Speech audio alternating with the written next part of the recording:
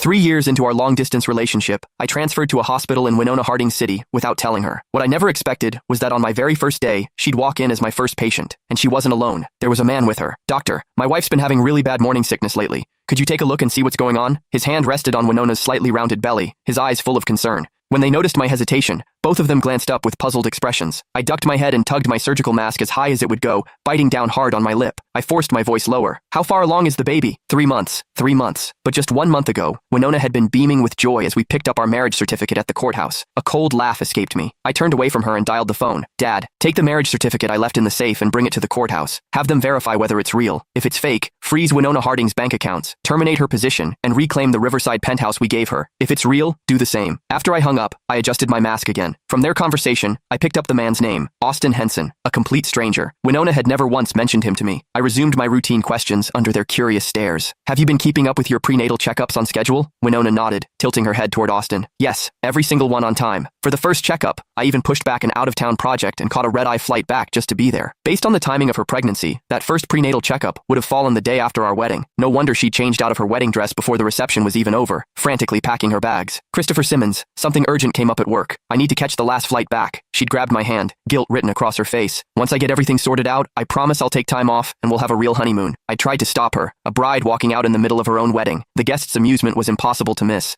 I forced a stiff smile. "Good to hear." I flipped through the previous examination report. "Your last results showed mild anemia. Just to be safe, we should draw some blood and run another panel." Winona's expression tightened. "Is it really necessary? Austin's a picky eater. He can't stand restaurant food. So lately I've been cooking every meal for him myself. I've even put on a few pounds. I shouldn't still be anemic, right?" She nestled closer into Austin's arms, looking every bit the fragile, helpless thing. Austin immediately took her hand. "Sorry about that. Winona's afraid of needles. But for your health, let's listen to the doctor." I dug my fingers into my palm. Winona had always believed women shouldn't be chained to the kitchen. Once, when I was burning up with a fever, I asked her to mix me a packet of fever reducer. She refused without a second thought. I just got my nails done. My temperature spiked that night. I drifted in and out until the cleaning lady found me the next morning. And yet this same woman had cast aside every one of those convictions for the man she loved. Mid-thought, Winona clapped a hand over her mouth and lurched to her feet. Austin was at her side in an instant, producing a plastic bag, a motion so practiced it was automatic. "Sorry about this. We need the restroom." After they left, I opened my chat with Winona. Our last exchange was from 2 days ago, when I told her I had a surprise for her. I was about to close the app when a new message popped up in my pinned conversation. "The certificate is real, but I found records showing she purchased a fake marriage certificate online a few months ago." I closed my eyes. The picture was complete. I'd barely finished typing my reply when someone knocked on the door. "Doctor, we're back." The two of them settled into the chairs across from me again. Austin tucked a strand of hair behind Winona's ear, and as the fabric of her blouse shifted, a fresh red hickey bloomed into view on her neck. My brow furrowed. "Has no one told you? The first trimester is high risk. No intercourse." A rosy blush crept up Winona's cheeks. She swatted Austin's arm. "This is your fault." A wave of nausea surged through my stomach.